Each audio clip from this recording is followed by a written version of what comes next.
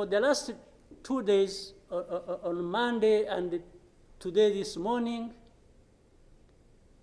I spoke with the President of South Africa, who sought me out to speak with me on this matter because of their involvement in Eastern Congo. And he's also there pretending to be playing a peacemaker role. And he has a force that has been fighting alongside FDLR and has been fighting the M23 on the instructions of Tshisekedi, because these are people who are not supposed to be in Congo, that these are from Rwanda, or the M23 are not Rwandans, please. These are Congolese, and one time he accepts it, then another time he says no, part of it is yes, and then the other part is from Rwanda, and these are He keeps on going. And how do we, leaders of our own countries, accept this to go on forever and just accept that we shall be manipulated by Tshisekedi or whoever is supporting him? And South Africa dares even issue threats about what is likely to happen after that, and so on and so forth. Of course, we will see what threats they are talking about. Maybe they should have done that exactly for which they have been issuing threats. They should have done it to clean up the mess in Eastern Congo, or to fight back those who have been trying to clean up the mess. So then you have the whole international community just confused. They talked about Rwanda, they talked about the Nairobi process. Honestly, even here, maybe you will help me understand what all this means. The processes became an end in themselves. And the people leading these processes became more important than the results of the processes. The Nairobi process became a Uhuru process. Then the Rwanda process, it's like you can't say anything that will displease President Lorenzo. Definitely, this does not help deal with such a serious matters as we are faced with today.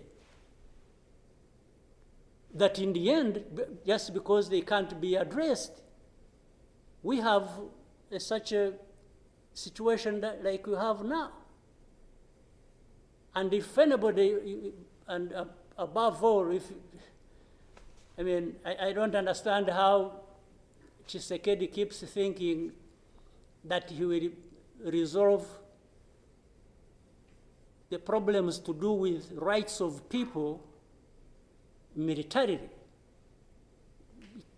Kill them, shoot them, bring in forces that are ready to help,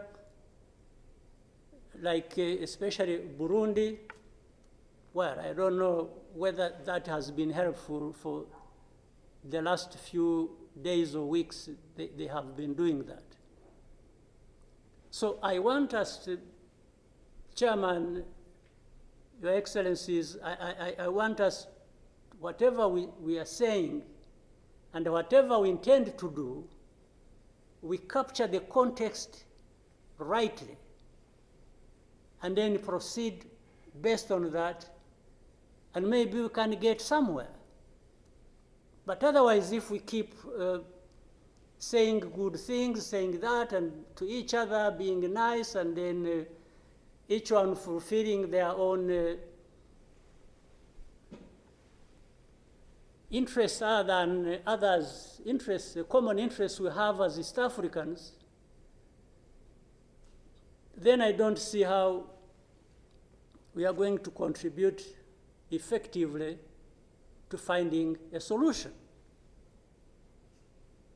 But really to have even had East African community expelled from Eastern Congo and everybody complied and then there was quiet. It's as if it was normal or that is okay.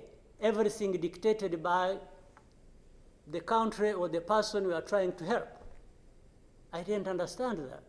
And that's where we are now. That's how we are here, where we are. So let me maybe for now stop here. I would really want to hear advice of others, but I think it's not just a plaything. It's not,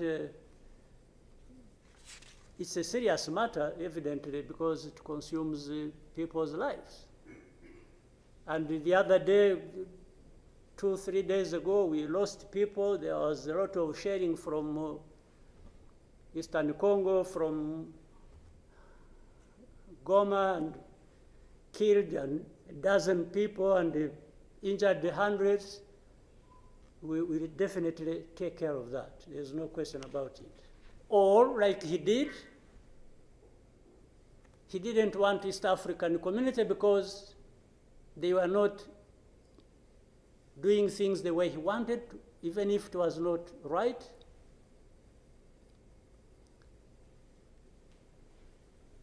He got rid of them and he decided to bring in SADC. SADC was, without any question, coming to assist Tshisekedi to fight alongside FDLR, these murderers of our people here in this country, to fight against mercenaries, and to have Burundi on ethnic political basis decide to support Tshisekedi in whatever endeavor, including exactly doing what those murderers did to our people and what they are doing in Eastern Congo. They have displaced people, they have killed people, they have persecuted them on a daily basis for who they are. We have refugees here who have been here for the last 20 plus years, just dislocated from Congo and sent to Rwanda because they say these are ethnic Tutsis, and therefore they belong to Rwanda, they don't belong there. And everybody is around. I don't know how many entities we have in Congo, honestly. We have MONUSC, we have SAMI DRC, we have mercenaries, we have Burundi, we have FDLR that has joined them. And everybody is there watching this thing, and we pretend it's like we don't understand what has been going on for all these years. And then when things like this of last week erupted, we behave like we are surprised or we are concerned about humanitarian crisis, about this and that. Isn't persecuting and killing people and displacing them part of that humanitarian concern? So as East Africans, we sit here and then do what about it? Thank you, Chairman of our community. I want to associate myself with what has been said, especially what our sister President Samia Suluhu has just mentioned. But before that, let me raise a couple of questions maybe to guide us. I don't know if that is possible. One, is there anybody among us who did not see this coming? for one, I saw it coming to be where we are now. I saw it coming because I did not see who was taking charge of the process, who was listening, who was trying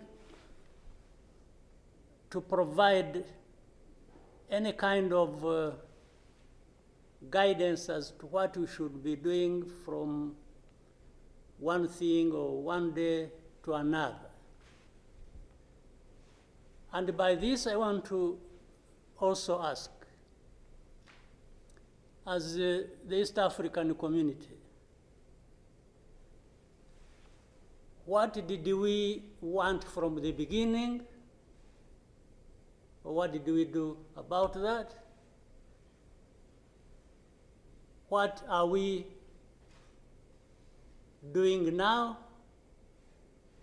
And what do we want to do for where we want to go? Because exactly like President Sami has mentioned, if it is talking about problems and defining them, and I think we have been very eloquent. We have talked about all kinds of things. But when do we match what we are saying and what we are doing so that we get to what we want? When do we come to that? I haven't seen it. President, I asked last time in our meeting, the last summit, where is East African community, or does it exist? And exist for what? By the way, even now, the person or the country we are talking about is not represented as we are discussing. And it is supposed to be, the country is supposed to be part of East Africa, but nowhere to be represented. So I'm not sure what bearing what we are discussing has on what happens in the process of finding a solution in this country. I'll move on.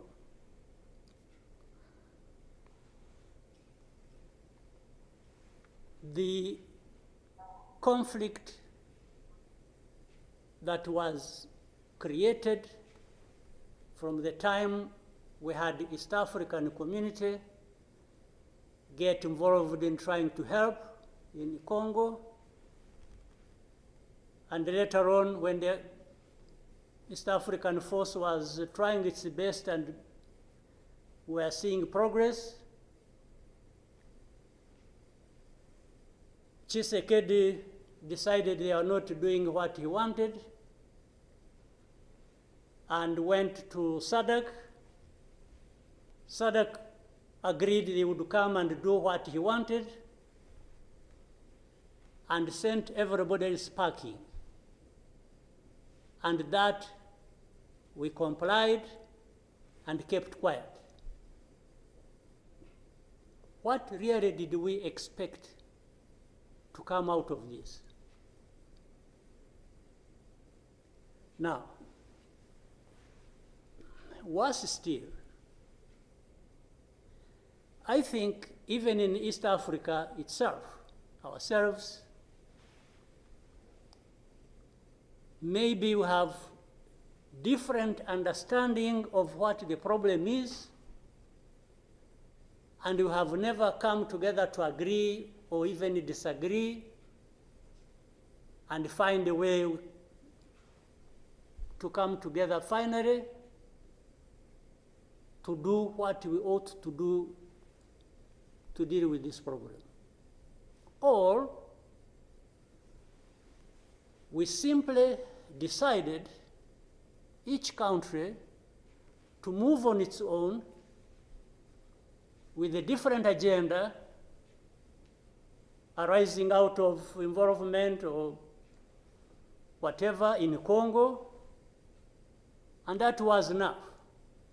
If your interests were catered for by Tshisekedi, that was fine.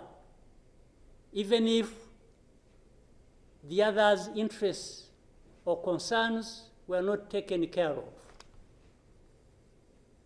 You can imagine, therefore, what chaos comes out of that kind of situation.